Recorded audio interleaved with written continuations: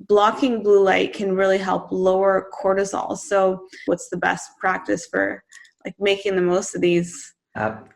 Absolutely. Really good questions. And, cortisol is always a big issue. Like at certain times of the day, it's really fine. You need it in the mornings to cause that awakening response to get you out of bed and jumpstart you. But at the wrong times of the day, it's really detrimental to, blood sugar levels increasing. It's difficult to then shed body fat from the adipose tissue.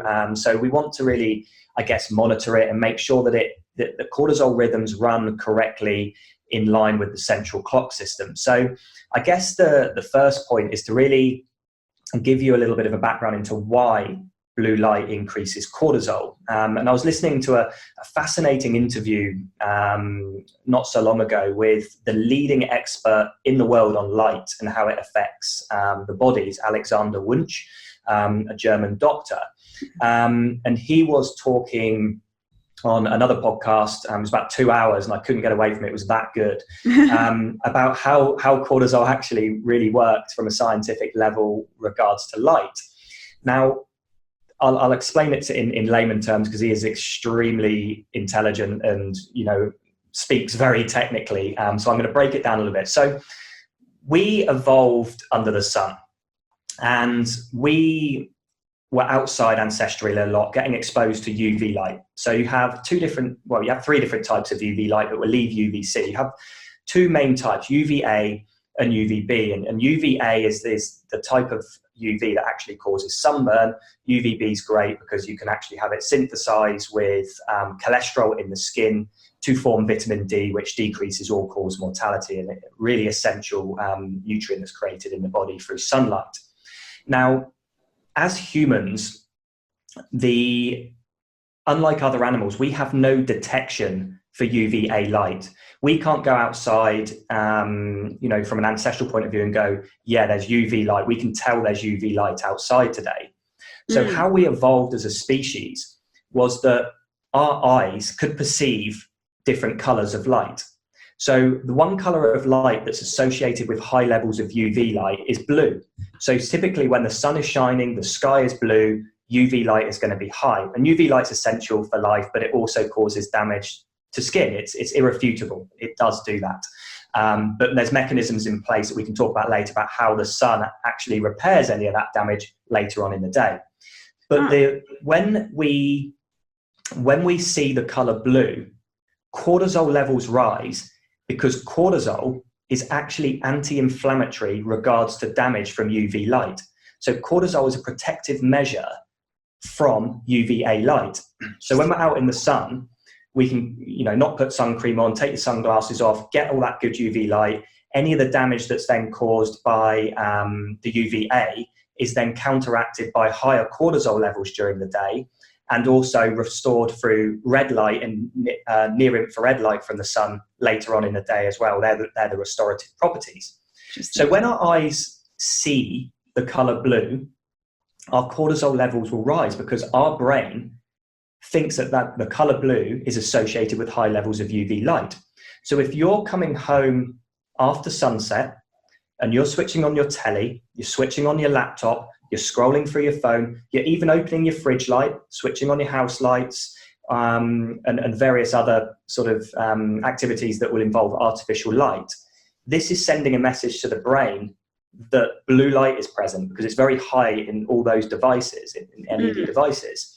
So what it does is it elevates your cortisol levels to protect you against the impending UV light that supposedly should be present at that time of the day, when in fact, we all know that UV light isn't present after dark, it's zero. So this is why there's such a big problem. We're now living in this environment after sunset where we've created this amazing thing called the LED, which is very high in blue light, but we've put it in so many different devices, like all those things I've listed and more, like your router, your burglar alarms, things like that. It's all little LEDs in there, and they're all sending, I like to call them little artificial suns, and they're sending the wrong messages to your brain. So when you're sitting down to eat after dark, typically your ancestors would have sat under maybe incandescent light, which has no blue light present in it, round a campfire, if you go back even further, or even just under ambient moonlight, which has no issue on circadian rhythms. Now, your ancestors would have had very low cortisol levels at a time when they needed to be relaxing, chilling out, not being stressed, getting ready for sleep. And the food that they would have eaten then wouldn't have been stored as adipose tissue, wouldn't have been stored as body fat, because the cortisol levels would have been low. It would have been a good time to maybe eat and not store the fat. And also, a really, really interesting point that Wunsch mentioned as well is that melatonin is an antagonist to cortisol. So when cortisol levels are lower, melatonin can obviously be produced, and melatonin is an antioxidant. It helps us sleep better, it helps us restore and recover. And, you know, it always really interested me on the nutrition side, why I would go to bed, say, weighing 52 kilos, I don't weigh that much, that little, 70 kilos, and I'd wake up in the morning 69 kilos. And I'd be like, how have I lost a kilo like overnight? Like, what's all that about? And when you think about it from a sleep perspective, sleep is that restore, that, tidying up of everything, clearing out the dead, dying, damaged cells, partitioning, specific nutrients, specific hormones into various aspects of our physiology and biology.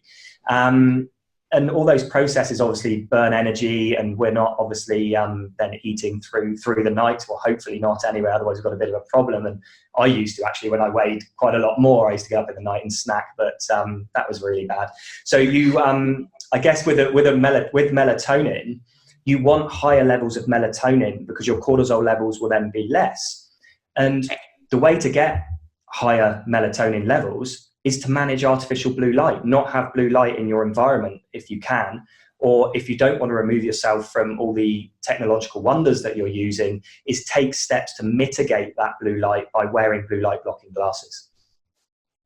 Right, that's perfect. And so the blue light blockers are just blocking out that one aspect of the whole spectrum. Yeah, so what happens after sunset is that you need to block a specific range of light. So in 2002, there was a study released by Phelps et al., which looked into something called the melatonin disruption zone, and the melanopsin disruption zones as well. And what they wanted to find out was, they wanted to find out what frequencies within the light spectrum interrupted melatonin production.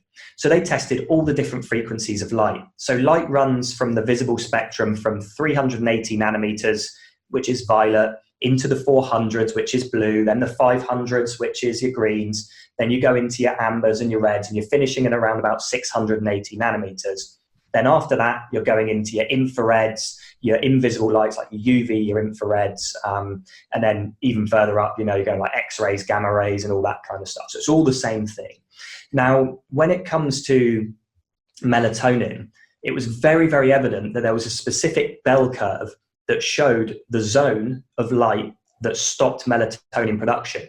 And it was from 400 nanometers, which is the beginning of blue light, all the way to 550 nanometers, which is halfway through the green spectrum. Okay. So you have to block 100% in that range to get the most out of your melatonin production. So this was why I founded Blue Blocks, because the glasses that were out there that people were buying from Amazon and eBay for 20, 40 bucks or whatever it might be, were blocking nowhere near enough light within that curve to produce optimal levels of melatonin. So that's why we work with an optics lab and have developed our own tint for our glasses, where we block 100% in that range. So you can't put on a pair of clear glasses after dark. You can't put on a pair of yellow glasses or a pair of light amber glasses after dark, because those physically, from a physics perspective, cannot block enough of the light that's damaging your melatonin levels and increasing your cortisol levels after sunset. It has to be 100% in that range. It has to be like a dark amber red type lens. And that's why our product is so different from the others out there, because it is backed and it is in line with science, as opposed to the others that are basically doing a half-assed job and saying like, yeah, 50% of melatonin production is fine, but well, I don't want 50%. I want 100% of my capacity, because it's a powerful antioxidant. It helps me sleep. It's an antagonist to cortisol. And it's like this incredible scavenger of reactive oxygen species and free radicals without producing any byproduct of oxygen itself. And that's the only antioxidant and hormone that can do that in our bodies, exogenously or endogenously. So I want as much as possible. Yeah,